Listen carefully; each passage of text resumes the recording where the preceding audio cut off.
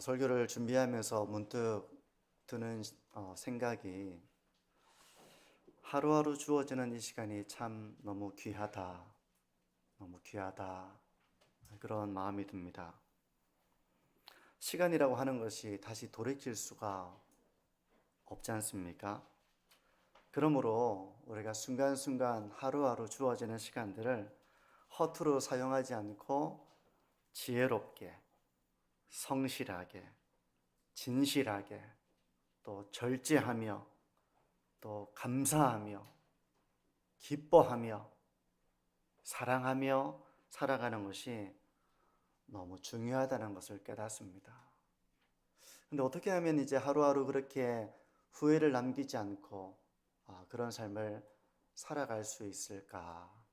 이런 생각을 하면서 그런 삶을 가능하게 하는 원천으로서 하나님을 가까이 하는 삶, 여기를 좀 주목하게 되었습니다. 이미 이 본문은 우리가 새벽에 새벽 기도할 때 우리가 보는 말씀이기 때문에 새벽에 나오신 분들은 이미 이 본문에 대한 묵상을 다 들은 분들이죠. 또 제가 아침마다 묵상글을 보내드리기 때문에 우리 교회 성도님들이라면 또 그 묵상글을 읽은 분들이라면 오늘 이 설교가 낯설지 않을 것이라고 생각이 됩니다. 그런데 제가 설교를 하면서 느꼈던 것은 이것을 주일에 한번 함께 나누고 싶다, 그런 마음이 들어서 주중에 이렇게 그 마음을 가지고 본문을 좀 더 들여다보고 묵상해 보게 되었습니다. 오늘 본문의 제목처럼 하나님을 가까이 하는 이 삶을 통해서 그 선하고 아름다운 열매들이 우리의 삶 가운데 가득한 우리 만천중앙의 모든 성도님들의 삶이 되시기를 기도합니다.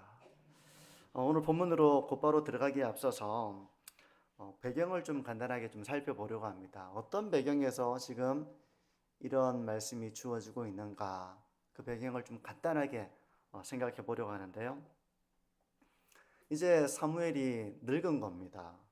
늙었으니까 젊을 때처럼 이제 왕성하게 일할 수 없는 상황이 된 거예요. 이제 사무엘은 소위 우리식으로 말하면 은퇴할 때가 된 것입니다. 물러날 때가 된 거예요. 이스라엘 백성들은 이제 새로운 지도자가 필요하다고 생각하게 되었습니다. 그런데 이 사무엘의 아들들을 지도자로 세웠는데 그들이 기대했던 모습이 아닌 거였습니다. 그래서 사무엘상 8장 3절을 한번 보십시오. 오늘 본문을 성경을 한번 한 장 넘기셔서 보시면 이렇게 말씀합니다. 그의 아들들이 자기 아버지의 행위를 따르지 아니하고 이익을 따라 뇌물을 받고 판결을 굽게 하니라. 사무엘의 아들들이 아버지와 같지 않았다는 것이 좀 충격적입니다. 아버지가 신앙이 좋다고 아이들이 자동적으로 신앙이 좋은 것은 아니라는 점을 또 이렇게 확인하게 되는데요. 사무엘은 늙었고 그의 아들들은 아버지의 행위를 따르지 않으니 이제 어떻게 하면 좋겠습니까? 이스라엘 백성들이 의견을 함께 모았던 것일까요? 이스라엘의 장로들, 이렇게 대표들이라 볼 수 있겠죠. 이들이 사무엘을 찾아갑니다. 그리고 이렇게 요구를 하는 거예요. 4절과 5절을 보십시오. 이스라엘 모든 장로가 모여 라마에 있는 사무엘에게 나아가서 그에게 이르되 보소서, 당신은 늙고 당신의 아들들은 당신의 행위를 따르지 아니하니 모든 나라와 같이 우리에게 왕을 세워 우리를 다스리게 하소서. 이스라엘 장로들이 상황을 판단해 보니까 이제 사무엘은 늙었습니다. 새로운 지도자가 필요합니다. 준비해야 됩니다. 근데 사무엘의 아들들은 아버지와 같지 않은 것입니다. 그러면서 이 대안을 내놓은 것이 왕을 세워달라는 것입니다.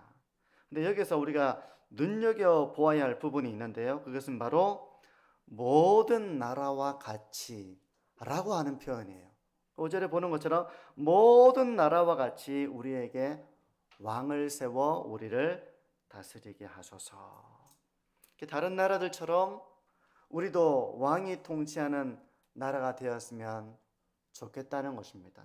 이스라엘은 아직 왕이 없는 그런 나라였기 때문에 이런 말에는 지금 우리의 모습보다는 다른 나라의 모습이 더 이상적으로 보입니다. 이런 마음이 있는 것이죠.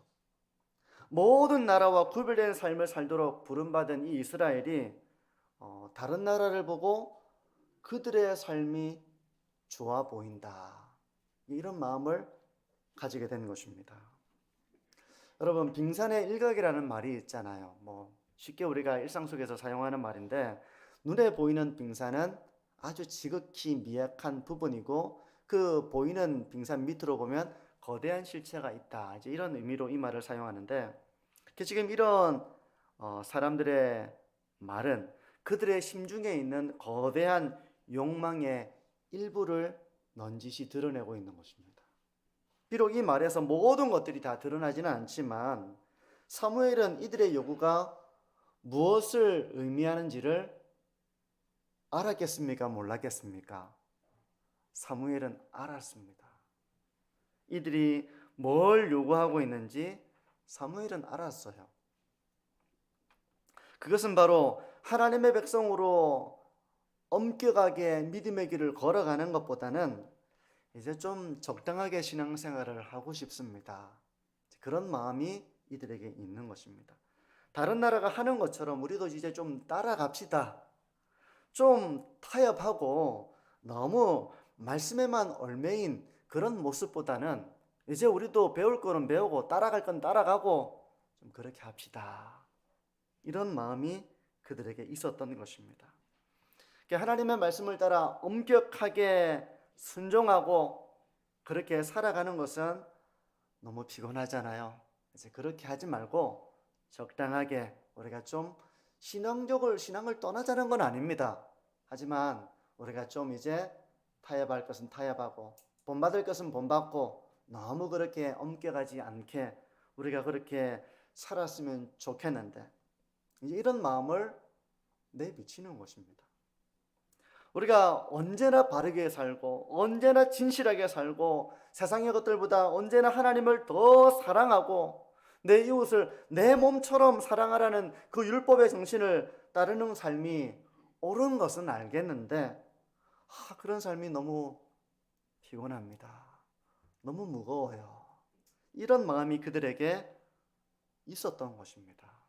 그래서 이제는 좀 가볍게 살고 싶고 너무 거룩한 삶보다는 좀 그런 엄격한 삶을 내려놓고 싶고 좀 편하게 살고 싶다. 그런 마음이 이들에게 있었던 것입니다. 하나님이 이런 마음을 모르실 리가 없으시죠. 그래서 7절은 이렇게 말씀합니다. 하나님이 그들의 중심을 이렇게 간파하시는데요. 여호와께서 사무엘에게 이르시되 백성이 내게 한 말을 다 들으라. 이는 그들이 너를 버림이 아니요 나를 버려 자기들의 왕이 되지 못하게 함이니라. 왕을 세워달라는 것은 이제 하나님의 다스림을 받기보다는 사람의 다스림을 받고 싶다. 그들처럼 적당하게 타협할 줄도 알고 좋은 게 좋은 거라는 것이 통할 줄도 알고 이런 사람이 우리를 다스려주면 좋겠다. 하나님은 이것을 나를 버려 자기의 왕을 삼지 못하게 하는 것이다. 그렇게 하나님은 보셨다는 것입니다. 엄격한 하나님의 통치보다는 자신들의 뜻을 따라줄 줄 아는 그런 사람이 왕이 되어 우리를 다스려주면 좋겠다. 그런 마음인 것입니다. 늘 내면의 죄를 돌아보고 거룩한 삶을 살아가도록 엄격한 교훈과 경고 이런 삶보다는 세상적인 것들을 누리면서 적당하게 신앙의 길을 걸어가고 싶다는 그런 마음이었을 것입니다.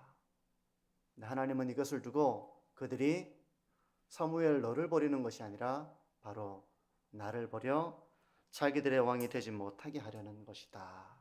하나님은 그렇게 말씀하셨습니다. 오늘 본문은 이제 이런 배경에서 시작이 돼요. 19절을 보십시오. 백성이 사무엘의 말 듣기를 거절하여 이르되 아니로소이다. 우리도 우리 왕이 있어야 하리니 이렇게 말씀을 합니다. 백성들이 왕을 세워달라고 하니까 이것은 하나님을 버리는 행위라고 말씀하신 것처럼, 그래서 사무엘은 왕의 제도가 가져올 그 해로운 점, 위험한 점, 이런 것들을 백성들에게 이야기했습니다. 하나님의 명령대로 온갖 위험성을 경고하며 이렇게 이야기를 했습니다. 너희들이 원해서 세우려고 하는 그 왕은 결국은 너희들을 노예로 삼을 것이다. 너희들은 그것이 눈에 보기 좋아서 세워달라고 하지만 왕은 너희들의 모든 것을 빼앗아 갈 것이다. 이렇게 경고를 했지만 이들의 대답은 그 말 듣기를 거절했다는 것입니다. 아닙니다. 아닙니다. 우리에게도 왕이 있어야 됩니다. 이렇게 대답을 한 거예요. 사무엘은 충분히 그들이 뜻을 돌이킬 수 있도록 말했지만, 또 위험성을 경고했지만 그들은 아닙니다. 그래도 우리는 왕이 있어야겠습니다. 라고 반응을 했다는 거예요. 우리는 충분히 알아듣기 쉽게 이야기를 하면 상대방이 수긍하고 따를 것이라고 생각합니다. 그래서 내가 잘 알아듣게 이야기를 하면 듣고 따라오겠지, 이런 마음으로 부모는 아이한테 했던 이야기를 또 하고 못 알아들은 것 같아 보이니까 알아듣도록 막 이야기를 합니다. 그런데 현실은 알아듣게 이야기를 하더라도 아니로소이다, 아닙니다, 이렇게 대답할 때가 많다는 것입니다. 왜 그럴까요? 왜 이렇게 충분히 알아듣도록 이야기를 하고 그 위험성을 경고함에도 불구하고 왜 이렇게 그 말을 듣지 않고 듣기를 거절하고 아닙니다, 이렇게 반응을 하는 것일까요? 왜 그런 것인가 이렇게 제가 생각을 해봤습니다. 저는 이 말씀을 묵상하는 가운데 그것은 바로 그들의 마음 가운데 이미 욕망이 있었기 때문이라고 저는 묵상하게 되었어요. 이미 욕망의 노예가 되어버린 것입니다. 그래서 욕망의 노예가 되면 어떻게 됩니까? 하지 않고는 배기지 못하는 그런 상황이 되어간다는 것입니다. 마치 불나방이 자신을 송두리째 태워버릴 것이라는 것을 모르는 것처럼, 이 불길을 향해서 자기의 몸을 던지는 것처럼 욕망에 사로잡힌 사람들은 물론 머리로는 위험성을 인지할 수 있습니다. 하지만 이미 몸과 마음은 그 방향에 이끌려 나아간다는 것입니다. 아무리 주변에서 이야기를 해도 잘 안 들려요. 아니로소이다, 아니로소이다, 그렇게 들어도 듣지 못하는 현실이 되는 것입니다. 성도 여러분, 우리가 정말 경계해야 되는 것은 바로 이런 욕망에 사로잡히는 일입니다. 저도 예외가 아니에요. 우리 모두가 이것을 경계해야 됩니다. 우리도 모르는 사이에 이 아담이 보암직도 하고 먹음직도 하고 보고 있으니까 자꾸 마귀의 말이 생각이 나는 거 아니겠습니까? 정말 그럴까? 세상에 그런 게 참 많잖아요. 우리가 늘 대하는 미디어를 통해서 부럽다, 좋겠다, 이런 것이 참 많습니다. 근데 우리도 모르는 사이에 이런 욕망이 들어올 때 하나님은 우리를 일깨우기 위해서 일하십니다. 내버려 두지 않으세요. 우리 성도님들이, 자녀들이 막 이렇게 욕망에 사로잡혀가지고 해서는 안 되는 그 길을 향해서 이 어릴 때부터 좋은 습관을 가지고 절제할 줄 알고 성실을 배우고 인내를 배우면서 이렇게 걸어가기를 바라는 마음이잖아요. 근데 그걸 압니까?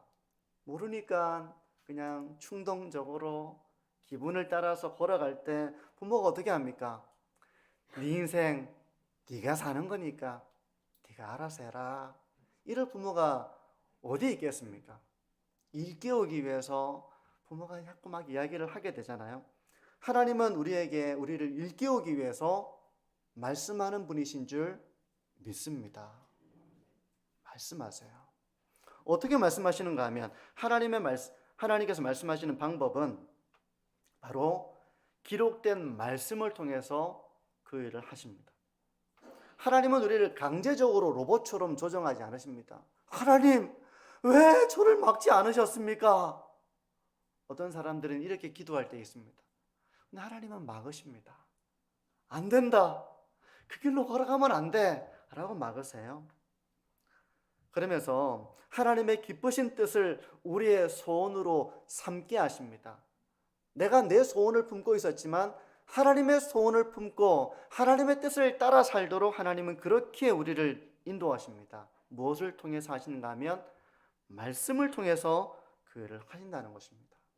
그래서 말씀을 읽을 때 교훈을 받는 것입니다. 책망을 받는 것입니다. 그러면서 돌이키는 것이죠. 부끄러움을 아는 것입니다. 이게 어디서 온 길이구나라는 걸 깨닫게 되는 것입니다. 그러면서 온전하게 되는 거예요. 그게 바로 말씀의 능력입니다.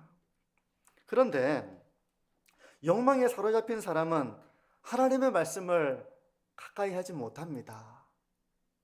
그래요. 하나님의 말씀을 가까이 하지 못해요. 읽어도 그냥 경건의 모양으로 읽기 쉽습니다. 저는 예전에 이제 경건의 모양으로 하루 3장씩 읽었던 적이 있거든요. 뭐 무슨 뜻인지도 모르겠습니다. 묵상도 안 하고 그냥 3장을 읽으려는 그런 마음으로, 누가 물어보면 저는 성경 읽습니다 이렇게 대답하려고 제가 성경 읽은 적이 있었습니다. 근데 욕망에 사로잡힌 사람들은 말씀을 읽기가 참 어렵고요. 읽지 않습니다. 하나님의 말씀을 날마다 묵상하고 의지하여 하나님의 경고를 받으며 그렇게 살지 못할 때가 많아요. 항상 바쁘고 분주하고 말씀 읽을 시간이 없고 기도할 시간이 없고 분주한 것입니다. 이럴 때 하나님께서 사용하시는 방법이 있습니다. 그 방법은 바로 하나님께서 하나님의 사람을 보내시는 것입니다. 그 사람이 하나님의 말씀 앞으로 나가지 못하니까 하나님의 사람을 보내시는 것입니다. 그래서 그 위험성을 경고하게 하십니다. 오늘 본문에 사무엘에게 그 일을 하신 것처럼 하나님은 지금도 하나님의 사람을 보내십니다. 그 사람이 바로 때로는 부모일 수도 있고 때로는 자녀일 수도 있습니다. 배우자일 수도 있습니다. 교회 장로님일 수도 있습니다. 집사님일 수도 있습니다. 또 나를 사랑하는 한 사람일 수도 있습니다. 하나님은 그렇게 하나님의 사람을 보내서 그가 그 길을 걸어가지 않도록 막으십니다. 부드러운 말로 막으시고 권면의 말로 막으시고 경고의 말을 통해서 막으시는 것입니다. 돌이키게 하는 것입니다. 그러므로 우리가 하나님을 가까이 하는 삶을 살려면 물론 우리가 날마다 말씀을 읽어야 되겠지만 우리가 그러지 못한 삶을 살 때 하나님은 어떻게 하시는가 하면 기도하는 사람, 하나님의 말씀을 사랑하는 사람, 그런 사람을 우리 가운데 보내신다는 것입니다. 여러분, 어떤 사람이 우리에게 나와서 나보다 기도도 많이 하고 하나님의 말씀을 늘 사모하고 이런 사람이 어떤 권면을 한다면 우리가 그 이야기를 듣고 영적으로 깨어나야 해요. 깨어나야 합니다. 하나님은 그렇게 우리를 인도하시기 위해서 사람을 보내실 때가 있습니다. 하나님의 뜻을 깨닫게 하시기 위해서 그렇게 하는 것입니다. 우리 중에는 이게 필요 없는 사람이 한 사람도 없습니다. 때로는 목사도 사람을 통해서 깨우침을 받게 하실 때가 있습니다. 우리 모두는 하나님이 우리를 깨닫게 하시기 위해서 하나님께서 사람을 사용하신다는 사실을 기억해야 됩니다. 근데 사람은 근본적으로 누군가로부터 어떤 권면을 듣는 것을 별로 달가워하지 않습니다. 저도 그렇습니다. 별로 달가워하지 않아요. 내 생각을 지지해 주지 않는 사람의 말이라면 더더욱 그렇습니다. 나의 잘못을 지적하는 듯한 말이라면 더더욱 그래요. 달가워하지 않습니다. 특히 그 말이 나를 지지해 주는 말, 나를 격려해 주는 말, 이런 말이 아니라 나를 돌이키게 하는 말, 나의 삶에 대해서 경고하는 말, 이런 말이라면 우리는 언짢아질 수도 있습니다. 그 사람이 그렇습니다. 그래요. 물론 나를 사랑하지 않는 사람이 한 말이라면 우리는 그 말 때문에 너무 이렇게 괴로워할 필요는 없을 때도 있습니다. 만약 어떤 사람이 자신이 가지고 있는 그릇된 편견과 그런 판단으로 경솔하게 우리에게 하는 지적이라면 우리는 그 말을 너무 이렇게 마음에 새겨서 마음 아파하지 않아도 될 때가 많이 있을 것입니다. 하지만 나를 너무 아끼는 사람이에요. 나를 사랑하는 사람입니다. 그래서 나를 위해 기도하는 사람이에요. 그 사람이 하는 말이라면 그 사람이 그 말을 할 때도 얼마나 고심하며 말하겠습니까? 하고 싶다고 툭툭 하는 것이 아니라 참았다가 기도했다가 이렇게 하면서 이제 고심 끝에 하는 말이라면 우리 모두가 그 말을 겸손하게 들을 수 있기를 바랍니다. 하나님은 바로 그렇게 사람을 통해서 우리를 인도하시기 때문에 그런 것입니다. 우리가 날마다 하나님의 말씀을 읽고 묵상한다면 우리는 살아 역사하시는 그 말씀을 통해서 하나님의 교훈을 받고 찔림을 받고 또 하나님의 선하신 뜻을 깨달으며 위로를 얻으며 소망을 얻어서 믿음의 길을 걸어갈 수 있을 것입니다. 하나님은 그렇게 우리를 인도하시기 때문에 그래요. 그러니까 새벽마다 나와서 말씀을 듣고 기도하는 그 시간이 얼마나 귀합니까? 참 귀하죠. 하지만 하나님의 말씀에서 어느 순간 멀어진 삶을 산다면 하나님은 사람을 통해서 우리를 돌이키게 하신다는 사실을 기억하십시오. 우리가 말씀을 읽어도 들어도 듣지 못하고 읽어도 깨닫지 못하고 여전히 우리는 우리의 생각을 따라 살아간다면 하나님은 사람을 통해서 우리의 삶을 돌이킨다는 것을 기억하십시오. 특히 우리 여러분을 사랑하는 배우자, 그 말을 귀담아 들으시기를 바랍니다. 여러분을 사랑하는 부모님, 또 여러분을 사랑하는 자녀의 말, 자녀의 말이라고 다 생각이 없는 말은 아니잖아요. 참 애정을 가지고 기도하며 하나님의 은혜를 구하며 부모님을 위해서 진심으로 하는 그런 말을 할 때가 있을 것입니다.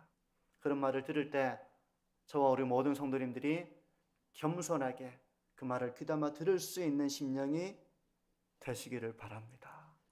그게 바로 하나님을 가까이 하는 사람의 삶입니다. 누가 나를 가르치려 한다 이렇게 생각하는 것이 아니라 저분이 참 기도하고 하나님을 사랑하고 나를 위해 기도하고 나를 아끼고 그래서 하는 말은 아닐까, 그렇게 하는 말은 아닐까라고 겸손하게 듣는 것이 우리에게 필요하다는 것입니다. 저는 이 말씀을 특히 우리 남자 성도님들에게 해주고 싶어요. 저도 남자지만 우리 남자 성도님들에게 해주고 싶은데요. 저도 저희 집에서는 가장 어른입니다. 아내는 저를 가정의 머리로 생각해서 저를 되게 이렇게 존중하려고 얼마나 노력하는지 모르는지 저는 알고 있습니다. 그러니 누구도 저에게 이렇게 쉽게 이야기를 못해요. 그렇습니다. 그렇기 때문에 다른 사람이 무언가 이야기하기를 참 어려운 게 남자입니다. 왜냐하면 남자가 집의 어른이고 가장이고 또 몰이되잖아요. 그렇기 때문에 이야기하기가 참 어렵습니다. 하지만 우리 역시도 완전하지 못하기 때문에 우리 나름대로도 경건하게 살고자 하지만 때로는 하나님의 뜻을 깨닫지 못할 때가 왜 없겠습니까? 그럴 때가 있죠. 그러니 나를 사랑하고 나를 위해 기도하는 그 배우자가 하는 이야기라면 또 그런 믿음의 자녀들이 하는 이야기라면 귀담아 들으실 수 있는 저와 우리 특별히 남자 성도님들이 되시기를 바랍니다. 하나님은 그렇게 우리를 인도하시기 때문에 그래요. 말씀을 통해서 인도하시지만 말씀을 깨닫지 못하고 말씀에서 멀어져 있을 때 하나님은 우리를 사랑하는 사람, 우리를 위해 기도하는 사람, 그 사람을 보내셔서 우리에게 말씀하십니다. 이렇게 함으로써 우리는 하나님을 가까이 하는 삶을 살아갈 수 있는 것입니다. 하나님은 말씀을 통해서 우리를 교훈하고 책망하고 경고하고 위로하고 격려를 행하시지만 하나님은 믿음의 사람을 통해서도 이 일을 하십니다. 특히 성도 여러분, 저는 부탁드리고 싶은 것이 있습니다. 주일마다 선포되어지는 이 설교 시간은 하나님이 목회자를 통해서 우리 교회 가운데 가르치고 교훈하고 또 책망하고 우리를 바르게 하는 시간이라는 사실을 기억하시기를 바랍니다. 네. 이 시간은 하나님께서 우리를 깨우치기 위해서 하나님이 설교자를 세우셔서 하나님이 말씀하시는 시간입니다. 목사가 하나님의 말씀을 전한다고 하면서 틀린 말을 한다면 그건 뭐 들을 가치가 없겠죠. 하지만 하나님의 사명을 따라서 정말 말씀이 그러한가라고 생각했을 때 성경이 그렇게 말씀하고 있구나 라고 깨달아진다면 아니로소이다 라고 대답하는 것이 아니라 그 설교를 좀 더 묵상해보고 정말 이것이 하나님이 원하시는 뜻인지를 생각해보고 기도하시는 여러분들이 되시기를 바랍니다. 하나님은 그렇게 우리를 인도하시기 때문에 그런 것입니다.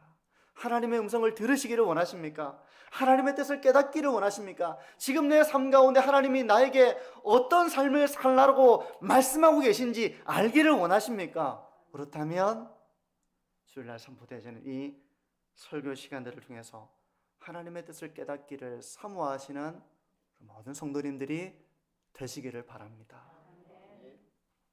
이게 바로 하나님을 가까이 하는 성도의 삶입니다.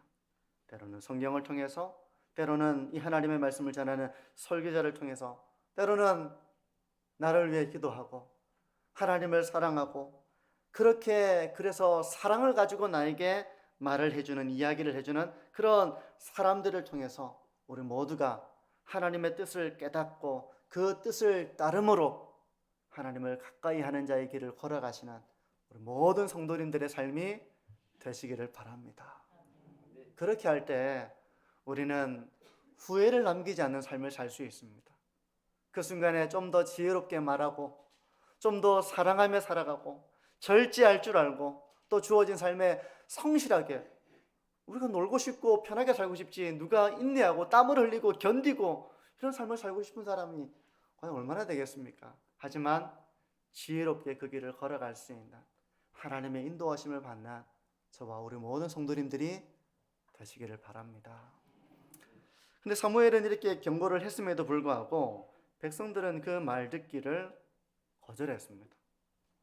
이 부모가 자녀를 사랑하는 마음으로 때로는 부드럽게, 때로는 단호하게 간절한 심정으로 이야기를 했음에도 불구하고 만약 그 자녀가 그 말을 듣기를 거절한다면 부모의 심정은 너무 안타깝겠죠. 고통스러울 것입니다. 그 길로 가면 안 돼! 이렇게 마음으로는 외치고 있는데 겉으로는 이 아이의 마음이 상할까 싶어서 그러지 말고 이렇게 하면 어떨까? 이렇게 부드럽게 지혜롭게 이야기할 때가 얼마나 많습니까?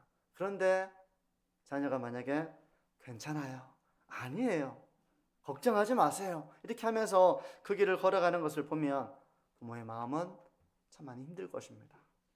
이럴 때 하나님을 가까이 하는 성도의 삶은 바로 기도하는 것입니다. 나를 위해 기도하는 것이 아니라 바로 내가 사랑하는 사람을 위해 기도하는 것입니다. 우리 성도님들은 이런 기도 많이 하십니까?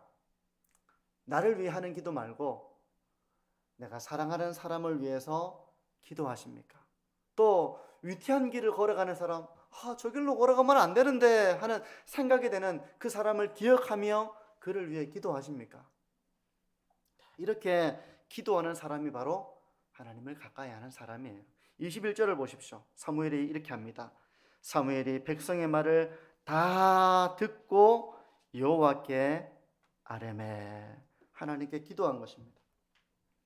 우리의 말을 거절할 때가 있습니다. 듣기를 거절할 때가 있습니다. 가정에서도 이 일이 일어나고요, 교회에서도 이 일이 일어납니다. 삶의 자리에서 이런 일이 일어날 때 우리는 바로 그를 위해 기도해야 하는 것입니다. 다 듣고 하나님께 아뢰는 것입니다. 하나님, 어떻게 하면 좋습니까? 저는 저 길이 아니라고 그렇게 제가 분별되어져서 경고를 했지만, 권면을 했지만 듣기를 거절합니다. 근데 그대로 가서는 안 되는데 하나님 어떻게 해야 됩니까? 어떻게 하면 좋을까요? 라고 우리는 기도해야 한다는 것입니다. 때로 자녀를 사랑하는 부모의 심정이 이럴 때가 있습니다. 또 교회 성도들을 사랑하는 직분자의 심정이 또 이럴 때가 있습니다. 또 위태로운 길을 걸어가는 사람을 보면서 우리가 이런 마음을 가질 때가 있습니다. 내가 이야기를 해도 안 되는데 기도해서 뭐가 되겠나? 이런 생각이 들 때도 있을 것입니다. 성도 여러분, 그건 하나님이 주시는 말씀이 아닙니다. 내가 이렇게 이야기를 해도 안 되는데 기도한다고 되겠어? 여러분, 그런 생각이 아니라 우리가 기도할 때 하나님이 그 기도를 들으신다는 사실을 믿으시기를 바랍니다. 기도하는 사람은 참 귀합니다. 성이 무너져가고 있는데 그 성을 지켜만 보면서 무너져 가는구나, 내가 얘기했는데 어쩔 수가 없네 라고 그걸 지켜보는 것이 아니라 그 무너지지 않도록 그것을 막아서고 기도하는 그 사람이 얼마나 귀한지 몰라요. 하나님은 그 사람을 너무 귀하게 보십니다. 그래서 에스겔 22장 30절과 31절은 이렇게 말씀합니다.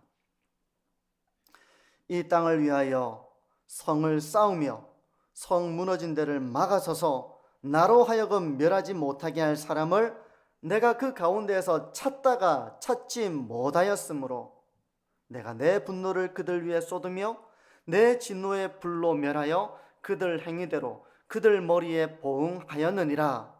주 여호와의 말씀이니라. 위험 표지판이 있지만 무시하고 그 길을 걸어가는 사람을 보면서도 나는 모르겠다, 내일도 아니고 난 할 만큼 했다, 이렇게 생각하면서 가만히 지켜볼 수 있는 그런 부모는 없을 것입니다. 또 그런 자녀들도 없을 것입니다. 또 교회를 사랑하는 직분자는 그렇게 관망하고 있지 않을 것입니다. 뿐만 아니라 경건한 그리스도인들은 세상의 제약이 깊어지는 이 현실을 바라보며 무관심하게 어떻게 되든, 법이 어떻게 되든, 사람들이 어떻게 살아가든 관망하고 있지만 않을 것입니다. 어떻게든 그것을 막아서고 무너지지 않도록 기도하는 사람이 바로 하나님을 가까이 하는 사람의 모습인 것입니다. 성도 여러분, 현재 우리 성도님들은 허물어져 가고 있는 현실을 바라보는 영적인 안목을 가지고 있으십니까? 우리의 가정을 바라볼 때 우리 가정은 괜찮아, 너무나도 이상적이야. 우리 교회를 바라볼 때 우리 교회는 하나도 걱정이 없어. 이 땅을 바라볼 때 세상은 너무너무 잘 돌아가. 혹시 이런 마음이신지, 아니면 허물어져 가는 그것을 바라보는 영적인 안목을 가지고 마음이 안타깝고 무너지면 안 되는데 어떻게 세워야 할까, 이런 마음을 가지고 기도하는 삶을 살고 계십니까? 그 사람이 너무 귀한 거예요. 그 무너지는 것을 막아서는 그 사람을 하나님은 찾으신다고 말씀하고 있습니다. 그렇게 막아서면서 하나님께 기도하는 그 사람을 하나님은 찾으신다고 말씀하고 있습니다. 여러분, 이 사람이 너무너무 귀한 것입니다. 이 사람 때문에 가정이 지켜지는 줄 믿습니다. 이 사람 때문에 교회가 서가는 것입니다. 이 사람 때문에 이 땅이 하나님의 긍휼히 여김을 받게 되는 것입니다. 이렇게 무너진 것을 막아서면서 성을 세우고 가정을 세우고 교회를 세워나가는 우리 만천중앙교회 모든 성도님들이 되시기를 바랍니다. 무너진 것을 보면서 비판하는 것 쉽습니다. 제가 오늘도 강단에 올라와서 제가 기도를 하는데요, 저는 비판할 능력은 있지만 비판할 자격이 없구나, 제가 그런 생각이 많이 들었어요. 하나님, 저도 너무 부족합니다. 우리는 모두 하나님의 은혜가 긍휼이 필요합니다. 참 이런 기도를 드렸거든요. 여러분, 비판하기는 쉽습니다. 하지만 그 아픔을 끌어안고 기도하는 것은 너무나도 귀한 하나님의 사람의 삶입니다. 저와 우리 성도님들이 허물어져 가는 것을 보면서 그냥 쯧쯧쯧거리고 왜 저렇게 어리석을까 생각하기보다는 그것을 끌어안고 기도하시는 저와 우리 성도님들이 되시기를 바랍니다. 이제 말씀을 정리합니다. 성도 여러분, 날마다 하나님의 말씀을 묵상하기를 바랍니다. 정말 그러하기를 원해요. 하나님의 말씀을 묵상하면서 우리의 그것을 영혼의 양식으로 삼는 삶을 살아가기를 바랍니다. 하지만 만약 여러분의 삶이 말씀에서 멀어지신다면, 하나님은 기도하는 사람을 여러분에게 보내실 것입니다. 하나님의 말씀을 깨어있는 심령으로 묵상하는 사람을 여러분에게 보내실 것입니다. 그 사람도 고민하다가 여러분에게 갈 거예요. 안타까워서 그 길로 걸어가면 안 되기 때문에 여러분들에게 말하기 위해서, 저와 여러분들에게 말하기 위해서 올 것입니다. 사랑하는 성도 여러분, 이 사람이 정말 나를 사랑하고, 이 사람이 정말 기도하는 사람이고, 이 사람이 정말 하나님의 말씀을 붙들고 살아가는 사람이라면 그분의 말의 귀를 기울이시기를 바랍니다. 그렇게 하는 거예요. 당장에는 그 말이 기분이 나쁘게 들릴 수도 있습니다. 하지만 그것이 하나님의 음성인지 아닌지를 두고 기도해 보시기를 바랍니다. 그래서 겸손히 자기를 돌아볼 줄 알므로 하나님을 가까이 하는 삶의 길을 걸어가시는 저와 우리 성도님들이 되시기를 바랍니다. 또 무너지는 성을 지켜만 보지 마십시오. 아이고 무너져 가는구나, 내가 뭘 하겠나 하지 마시고 우리가 기도하기를 원합니다. 기도하면 하나님이 감동을 주세요. 내가 어떻게 해야 될지 감동을 주십니다. 그러면서 무너지지 않도록 용기를 내야 됩니다. 제가 설교할 때 제가 그냥 쉽게 하시는 줄 아십니까? 저 용기를 많이 갖고 합니다. 이 설교하기 위해서 저 용기를 가져야 됩니다. 그냥 하는 게 아니에요. 우리가 누군가 말하려면 용기를 가져야 됩니다. 하나님의 나라를 세워나가려면 용기 가져야 됩니다.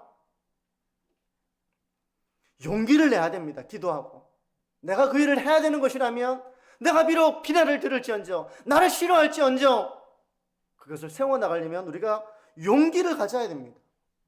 공동체를 위해서 희생해야 됩니다. 아무도 몰라줄 수도 있어요.